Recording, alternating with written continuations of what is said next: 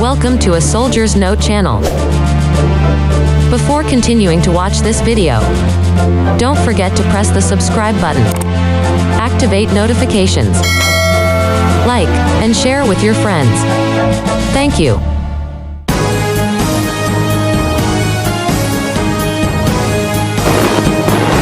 Boeing 33, that'll do it for us guys. We're low at 230. We're going to be left-hand turn to the south and RTB. Alright, left-hand turn to the south at 23,000. January 3102, descend at pilot's discretion. Maintain 10 altimeter 2993, information Juliet.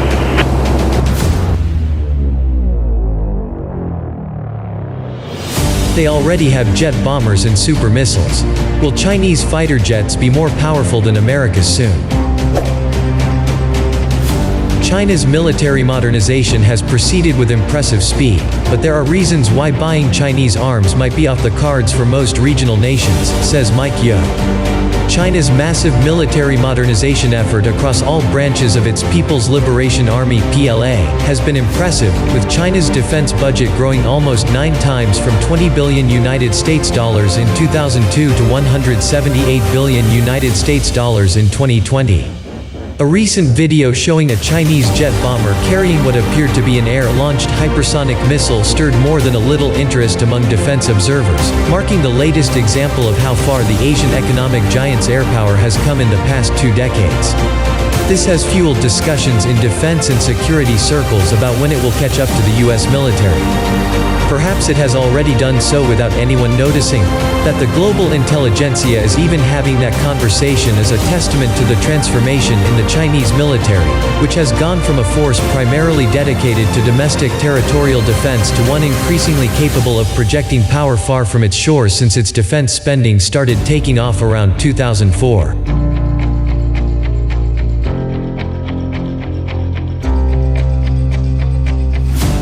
China's GEOSTRATEGIC imperatives to project military might.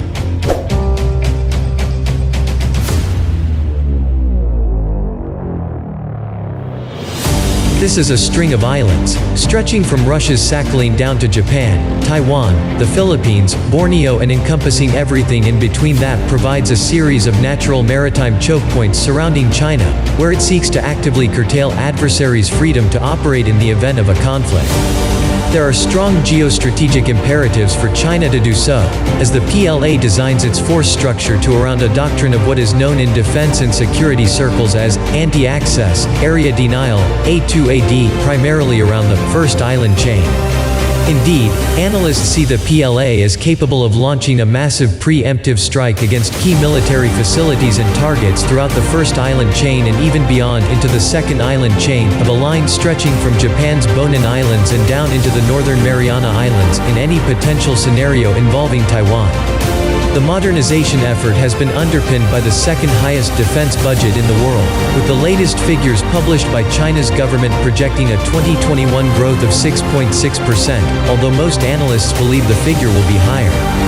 With a barrage of the ballistic, cruise, and even hypersonic missiles, few countries should rule out open conflict if China is pushed to a corner, devastating as the consequences may be. Chinese air power has been one of the beneficiaries of the modernization effort, with the People's Liberation Army Air Force (PLAF) now a modern air arm, a far cry from a force mainly used for local air defense.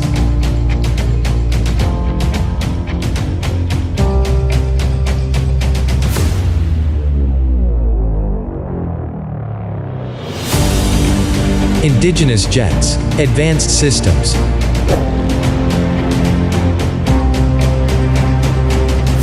These efforts have been showcased in Chinese frontline fighter development, with China developing an increasingly sophisticated range of combat aircraft ranging from the ongoing development of the Russian Sukhoi Su-2730 family into a line of interceptors, carrier-borne and multi-role fighters equipped with indigenous radars, electronic systems, and weapons.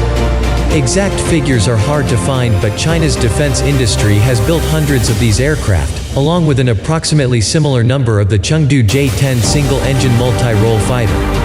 Both are widely regarded to be roughly equivalent to contemporary Western fighter jets such as the F-15s or F-16s used by regional countries Singapore, Thailand, and Japan.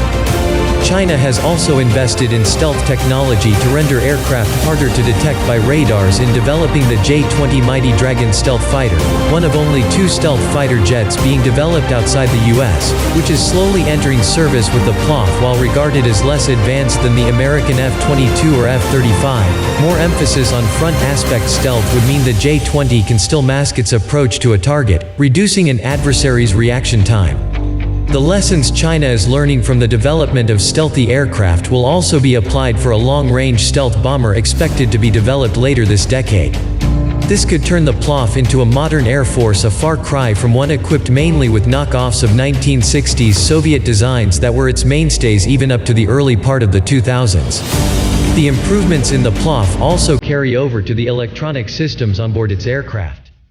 Since the turn of the century, China has put 3 different types of airborne early warning aircraft into service. Powerful radars enable the PLOF to look into airspace hundreds of kilometers away and provide command and control of its aircraft from the air. These aircraft are fitted with advanced phased array radars similar to their Western counterparts, with advantages in performance, modularity, and maintenance compared to older mechanically scanned radars.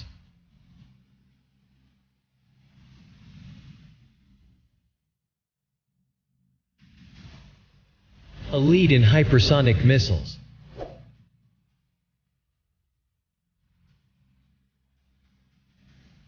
One area in which the PLA is acknowledged to have a global leader in the field of boosted hypersonic missiles. These comprise a glider warhead mounted on the booster section of a high-speed conventional ballistic missile capable of speeds in excess of 5 times the speed of sound while retaining the less predictable, more flexible flight characteristics of slower, relatively speaking, rocket-powered missiles. Recent photos and videos suggest the PLOF is conducting flight tests of such missiles on its long-range jet bombers. The increased range and reach of such weapons complement an existing suite of air-launched land attack and anti-ship cruise missiles that can potentially saturate an opponent's defenses. Also believed to be in development is an ultra-long-range air-to-air missile that can receive targeting updates in mid-flight by satellite, before using its own radar to seek out its target during the final attack phase. This could be used to target high-value targets such as tankers, radar-equipped early warning aircraft, or even bombers carrying long-range missiles before they get in range. If successfully fielded, this would give a PLOF a unique capability no other air force is known to possess. But while it's often easy, even tempting, to compare Chinese military capabilities using Western systems as a yardstick to compare with when assessing where China is today, it is also worth remembering China is designing a force structure suited for its own stated defensive objectives.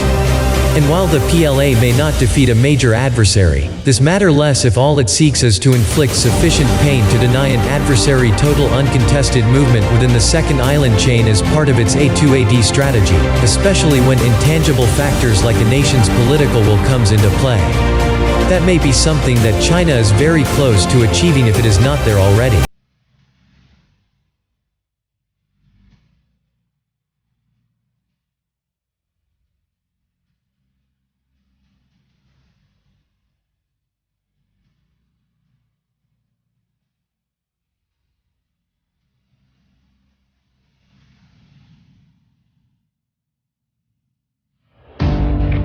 China's aerospace industry still has some way to go.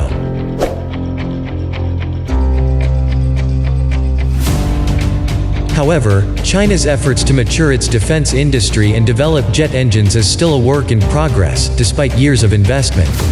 After almost a decade of powering its twin-engine fighters using domestically designed and produced engines, China still has yet to fit them on its carrier-borne and single-engine fighters, suggesting that its military is not confident enough to use them in riskier applications that are less tolerant of failure. As such, a significant number of its aircraft are still reliant on imported, mainly Russian, jet engines. These include the PLAAF's current fleet of bombers, strategic transport aircraft, and even stealth fighters, and will continue to be an Achilles heel of China's military industry until it can produce reliable engines. Shortfalls in the quality and realism of training events is another area the PLA needs to improve on, although China is, to its credit, cognizant of this and is working to address the issue. This can be summed up in this year's U.S. Department of Defense report on China's military power, which noted that President Xi Jinping and the PLA's senior commanders have continued to emphasize the need to build up its combat readiness so it can fight and win. It added that this emphasis has not only entailed the PLA conducting more training but making its training more rigorous and realistic, as well as addressing issues in the PLA's training and education systems relating to conducting complex joint operations and adapting to other aspects of modern warfare. One of the factors restricting our understanding of where the PLOF is at in terms of aircraft and training quality is the lack of opportunities other militaries have with China to use as a yardstick. However, what was purported to be the results of Thai-Chinese air combat exercises from 2015 and 2019, published during a talk by the PLAAF's senior colonel Li Zonghua at Xi'an's Northwestern Polytechnical University earlier this year, suggested that PLOF fighters using indigenous missiles and phased array radars were more than capable against Thai pilots flying Swedish-built Gripen jets.